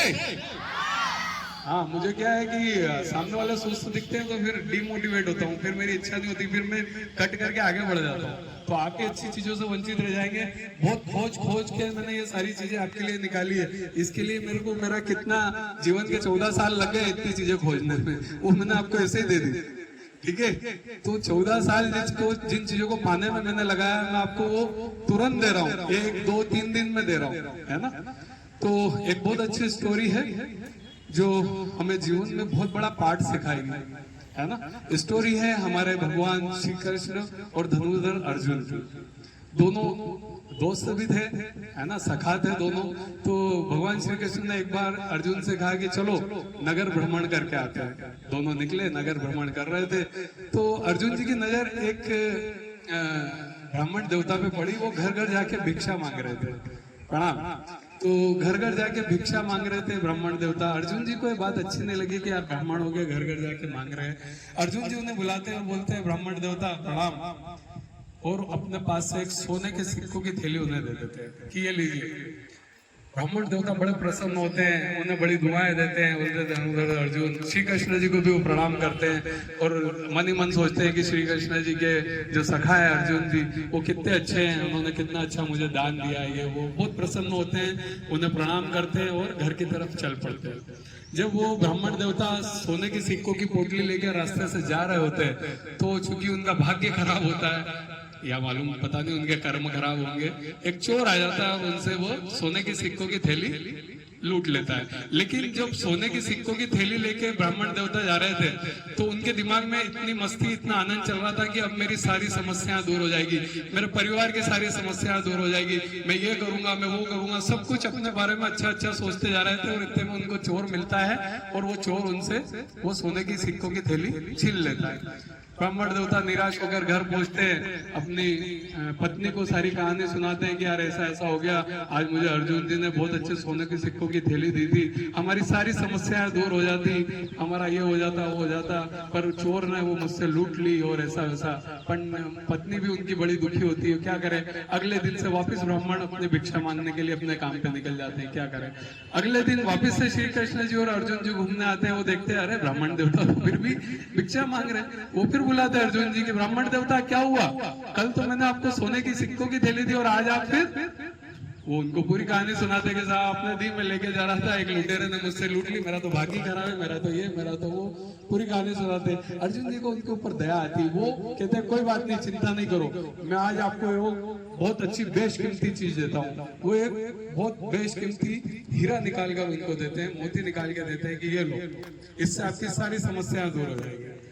ब्राह्मण देवता फिर कुछ उनको आशीर्वाद देने लगते हैं, धन्यवाद देने लगते हैं, श्री कृष्ण जी को प्रणाम करते हैं, घर की ओर चलने लगते हैं। जाते जाते वही सोचते हैं अरे वाह धनुर्धर अर्जुन कितने अच्छे हैं, आज इन्होंने वापस मेरी इतनी बड़ी मदद करी, मेरा जीवन में सारी परेशानियां दूर हो जाएगी, मेरे घर परिवार की परेशानी। वापिस ये सोचते सोचते जाते हैं, घर जाके अब वो सोचते हैं कि यार अब इसको सुरक्षित रख दो। वो घर जाके देखते हैं तो उनकी पत्नी तो कहीं पानी भरने गई होती है। तो वो उस हीरे को मोती को एक पुरानी सी मटकी होती है उसमें छुपा के और विश्राम करने के लिए दिन भर के थके होते हैं तो सो जाते हैं। इधर जो पंडित है उनकी पत्नी पानी भरने गई, किसी कारण से उसकी मटकी फूट जाती है। तो मटकी फूट जाती है, पानी तो भरना है, वो घर आती है और वही पुरानी मटकी उठा के ले जाती है जिसमें उन्होंने मोती को रखा था। और पंडित जी तो इधर सो रहे, ले जाती है, पानी भरती है, जैसे पानी भरने के लिए मटकी तो मोती निकल के पानी में चला जाता है। मटकी में पानी भर के लाती है, इधर पंडित जी उठ के देखते हैं, वो देखते हैं अरे मटकी कहाँ गई। इतने में वो पानी की मटकी भर के आती है, बोलती है अरे तुम वो मटकी क्यों ले गई, उसमें तो आज धनुर्धर अर्जुन ने मुझे बहुत बेशकीमती हीरा दिया था और आज तूने फिर सब मिट्टी में मिला दिया, वापिस से हमारा सारा जीवन वैसा का वैसा हो गया। ये वो फिर उसको वो पूरी बात सुनाता है, दोनों को बड़े पछतावा होता है कि हमारा तो भाग्य खराब है। वो अब फिर वापस से भिक्षा मांगने निकल जाते हैं पंडित जी अपने ब्राह्मण देवता। फिर अर्जुन जी और घूमने आते हैं, वो देखते हैं अरे ये तो फिर भिक्षा मांग रहे हैं। फिर उन्हें बुलाते हैं, पूछते क्या हुआ, तो उन्हें पूरी कहानी सुनाता है कि मैंने मटकी में रखा और वो पानी में चला गया मोती और ये वो, हमारा तो भाग्य के खराब है और ये वो। अब अर्जुन जी श्री कृष्ण जी की ओर देखते हैं, भगवान की तरफ देखते हैं, बोलते हैं भगवान देखो मैंने तो 2 बार मदद कर दी, अब आप ही कुछ करिए, इसका कुछ भी उद्धार कीजिए। तो भगवान श्री कृष्ण अपने पास से 2 सिक्के निकालते हैं, एक एक आने के। कितने एक एक आने के 2 सिक्के देते। अब पंडित जी बड़ा मुंह सिकोड़ते हैं कि यार धनुर्धर अर्जुन तो हमें सोने के सिक्के दिए, मोती दिए, ये एक एक आने के 2 सिक्के दे रहे हैं, पर अब भगवान के सामने क्या बोले। ठीक है ले लेता है। भगवान उनको बोलते हैं जैसे आया वैसे का वैसा वापिस अपने घर की तरफ जाओ, लौटो यहाँ से और सीधे अपने घर की तरफ जाना। ठीक है साहब, 2 सिक्के ले लेता। अब जाते जाते उसके दिमाग में आता है कि यार अब 2 सिक्कों से मेरा क्या होगा, मतलब मेरा तो कुछ हो ही नहीं सकता ना, मेरे कोई समस्याओं का समाधान होगा, क्या करूं इन सिक्कों का। इतने में उसे एक मछुआरा मछली टांग के लेते हुआ आता है, बहुत सुंदर मछली होती है। उसको लगता है यार ये 2 सिक्के से तो मेरा कुछ होने वाला नहीं, क्यों नहीं सुंदर मछली की जान बचा लूं। तो वो मछुआरे से बात करता है कि यार ये 2 आने ले और ये मछली मुझे दे दे। तो उनके पास जो कमंडल होता है वो मछली उस कमंडल में ले लेते हैं और उसको नदी की तरफ छोड़ने के लिए जाने लगते हैं। जैसे ही वो कमंडल से मछली को नदी की तरफ डालने लगते हैं तो उनको कमंडल के अंदर क्या दिखता है? क्या दिखता है? हीरा। ये वही हीरा था जो मछली ने वहां निगल लिया था जब पंडिताइन मटकी भरने गई थी, और इनके कमंडल में आके वो हीरा उसने निकाल लिया। वो प्रसन्न हो जाते हैं, खुश हो जाते हैं कि अरे मुझे हीरा मिल गया, और जोर जोर से चिल्लाने लगते हैं मिल गया मिल गया मिल गया मिल गया। इतने में उधर वो चोर जाता रहता है जिसने उनसे सोने की सिक्कों की पोटली चुराई थी। तो चोर डर जाता है कि यार इनने मुझे पहचान लिया, मिल गया कर रहे हैं, मुझे सजा दिलवा देंगे। वो आके इनके चरणों में गिर जाता है। ब्राह्मण देवता को बोलता मुझे माफ कर दो, ये आपके सोने के सिक्कों की थैली पकड़ो और मुझे माफ कर दो। अब आप देखिए समय बदल चुका था। वो चोर ब्राह्मण देवता के चरणों में था, हाथों में उनके सोने के सिक्कों की पोटली थी, एक हाथ में उनके हीरा था, सब कुछ मिल चुका था उनको। ये देख अर्जुन जी ने श्री कृष्ण जी से कहा भगवान क्या लीला है आपकी, ये क्या लीला है आपकी। मैंने सोने के सिक्के दिए तो इसके जीवन में कोई बदलाव नहीं आया, मैंने बेशकीमती हीरा दिया तो भी इसके जीवन में कोई बदलाव नहीं आया, आपने केवल 2 आने दिए और सब कुछ बदल गया। ये क्या लीला है? भगवान कहते देख भाई इसमें कोई लीला विला नहीं है, ये सब कर्मों का खेल है। क्या खेल है? कर्मों का। जब तुमने सोने की पोटली दी तो इसके मन में क्या विचार आया? मैं सुखी हो जाऊंगा, मेरा परिवार सुखी हो जाएगा, मेरी तकलीफें दूर हो जाएगी। जब तुमने इसको हीरा दिया तब उसने क्या सोचा? मैं खुश हो जाऊंगा, मेरे परिवार खुश हो जाएगा, मेरी तकलीफें अंत हो जाएगी। मैं सोचता रहा। लेकिन जब मैंने इसको 2 सिक्के दिए तो इसने किसी और की जान बचाने के बारे में सोचा। बस यही इसका समय, इसके ये कर्म की वजह से इसका समय बदल गया और सब चीजें इसको मिल गई, क्योंकि अच्छे कर्म अच्छा भाग्य लेकर आते हैं। इस कहानी से हमें यही शिक्षा मिलती है कि हमारे अच्छे कर्म ही अच्छा भाग्य लेकर आते हैं। जब हम दूसरों के बारे में सोचेंगे, दूसरों की चिंता करेंगे तो सब कुछ हमारे साथ अच्छा होने लगेगा। ठीक है ना? कहते हैं ना हम इस दुनिया को जो देते हैं वो हमें घूम के कई अनगिनत रूप में हमको बहुत बढ़ के हमको मिलता है। हम किसी को सम्मान देंगे तो हमें बहुत सारा सम्मान मिलेगा, हम किसी को धन का दान करेंगे तो हमें बहुत सारा धन मिलेगा, हम किसी को गाली देंगे तो हमें बहुत सारी गाली मिलेगी, है ना? तो हम जो देंगे वो लौट के हमारे पास आएगा और बहुत सारा आएगा। क्या आएगा? बहुत सारा भी आएगा। तो जो भी आप दो किसी को तो ध्यान रखना वो आपको बहुत सारा होके मिलने वाला है। आप किसी के लिए ताली बजाएंगे तो जरूर आपके लिए भी बहुत तालियां बजने वाली है और बहुत गुना बजने वाली है। ठीक है? तो यही छोटी छोटी बातें हैं जो हमें जीवन में बहुत बड़ा सीख देके जाती है। तो ये कर्मों की एक स्टोरी थी। तो छोटे छोटे जब भी मौका मिले किसी की मदद जरूर करें, क्योंकि पैसा कमाना बहुत आसान है, दुआएं कमाना मुश्किल है। जो व्यक्ति दुआएं कमा लेता है और जिसके ऊपर भगवान का आशीर्वाद होता है, नीचे वाले उसका कोई कुछ भी नहीं बिगाड़ सकता। ठीक है? तो यही इस कहानी का सार था। तो ये थी सही कर्म। अब बात करें सही संस्कार, तो सही संस्कार के लिए हम कल बात करेंगे। क्यों? क्योंकि सही संस्कार ही हमारे प्रभु श्री राम है, प्रभु श्री राम का चरित्र है, प्रभु श्री राम का आचरण है। कल पूरा प्रोजेक्ट हमारा श्री राम जी के ऊपर रहेगा। सही संस्कार हम पूरे उसमें सीखेंगे। लेकिन कुछ बातें जो मैं आपको बताना चाहता हूँ, कल हमारे यहाँ बहुत सारे प्रोग्राम रहेंगे, तो सभी अपने पेरेंट्स को साथ लेके आएंगे। कल हम मातृ पितृ पूजन रखेंगे, है ना? सभी पेरेंट्स का, जो बच्चे आए हैं वो अपने माता पिता की पूजा करेंगे। क्योंकि जब हम कल राम जी के बारे में सुनेंगे, राम जी के चरित्र के बारे में सुनेंगे, तो फिर हमें राम जी जैसा बनने की शुरुआत यहीं से करना पड़ेगा। ठीक है? घर जाके नहीं करेंगे, हम यहीं से करेंगे। एक हमने संकल्प यज्ञ भी रखा है, सब मिलकर हम आहुति भी देंगे, एक संकल्प भी लेंगे कि जीवन में हम हमेशा राम जैसा चरित्र, राम जैसा आचरण रखेंगे। तो सब कुछ कल हमारे यहाँ बहुत अच्छा होगा। आपके और भी जो मित्र आना चाहते हैं कल, उन सबको भी लेके आओ। जितने मित्रों को आप लेके आना सकते हैं लेके आओ। हम कल बहुत अच्छी राम जी की बहुत सारी कथाएं सुनेंगे। कल सिर्फ राम जी की बातें होंगी, क्योंकि मैंने जीवन में जितनी बातें बेसिक्स से सारे आपके क्लियर कर दिए। अब आपको सुनने का मजा आएगा राम जी को। ठीक है। तो इस सब के लिए सभी तैयार हैं कल के लिए? तो कल सभी अपने पेरेंट्स को लेके आएंगे। साथ क्या क्या लाना है कल आपको? थाली, कटोरी, चम्मच, गिलास, ये सब लाना है। पेरेंट्स के लिए भी लाना है, अपने लिए भी लाना है। फिर दूसरा, एक पूजा के लिए थाली लाना है पेरेंट्स के लिए, एक दीपक लेके आना है, पुष्प अगर आप ला सके तो लाना, नहीं तो पुष्प की व्यवस्था हम यहाँ रखेंगे। ठीक है, क्या क्या लाएंगे? दीपक, थाली और अपना खाने के लिए जो थाली, कटोरी, चम्मच है वो, और पेरेंट्स को साथ में लाएंगे। ठीक है, जो पेरेंट्स आज आए हैं वो तो आना ही है, और जो बच्चों के नहीं आ रहे हैं वो भी साथ में लेके आएंगे। तो कल दिल मिलन प्रोग्राम रहेगा जो हमारे ईगो को खत्म करेगा, है ना। बहुत सारा वजन तो हम ईगो का लेके घूम रहे हैं, मैं वो है ना। तो हम कल ईगो को खत्म करेंगे हमारे, है ना। The birth of ego, death of life, है ना। तो हमारे अंदर ईगो नहीं रहना चाहिए। दूसरा, राम जी के चरित्र को समझेंगे, यज्ञ, हवन, संकल्प लेंगे और माता पितृ पूजन करेंगे। ये सारी चीजें कल बहुत अच्छी अच्छी चीजें होंगी। तो कल सभी समय पर आएंगे।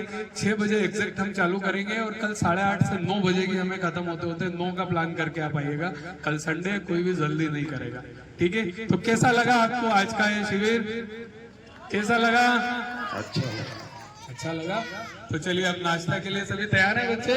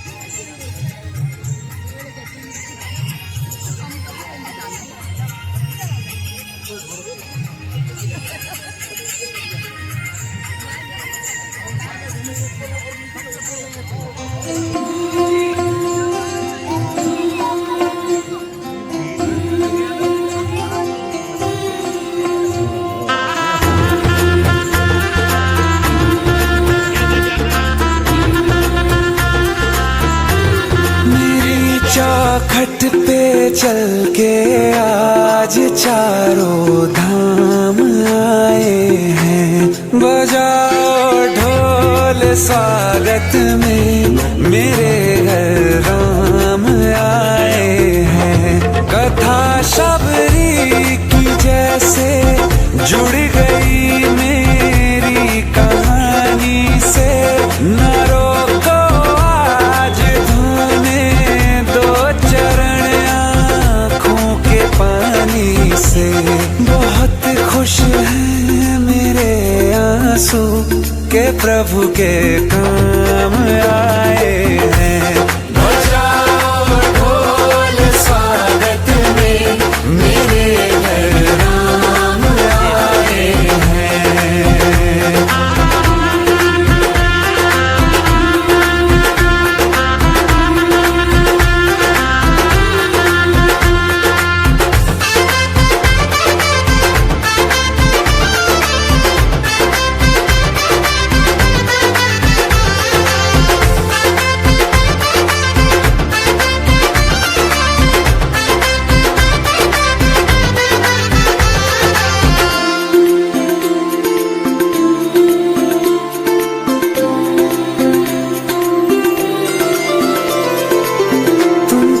पाके क्या पाया है सृष्टि के कण कण से पूछो।